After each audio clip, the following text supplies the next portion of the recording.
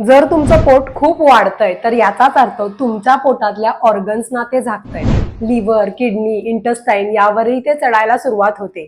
आणि हे जे पोट आहे ते फक्त दिसायलाच खराब दिसत नाही तर ते तुमच्यासाठी घातक सुद्धा आहे. आणि आतमध्ये साचलेलं जे फॅट आहे ते तुमच्या इंटरनल फंक्शनला थांबवतं, ज्यामुळे fatty liver, type 2 diabetes, heart blockage आणि हाय ब्लड प्रेशर सारखे प्रॉब्लेम्स क्रिएट होताना वाढताना दिसून येतात. आणि म्हणूनच पोट कमी करण्यासाठी पहिली tip, don't eat after 7 PM. जर तुम्ही पुढचे सगळे पॉइंट फॉलो करणार असाल आणि ही एक गोष्ट स्किप करणार असाल तर सगळं वाया आहे. आपण जर तुम्ही ही एक गोष्ट ठाम कराल की मी संध्याकाळी 7 नंतर काहीही खाणार नाही, तर ट्रस्ट मी, तुमचं पोट कमी होण्यापासून थांबणार नाही, कमीच होणार आहे. हे सायन्सने प्रूव्ह केलेलं आहे.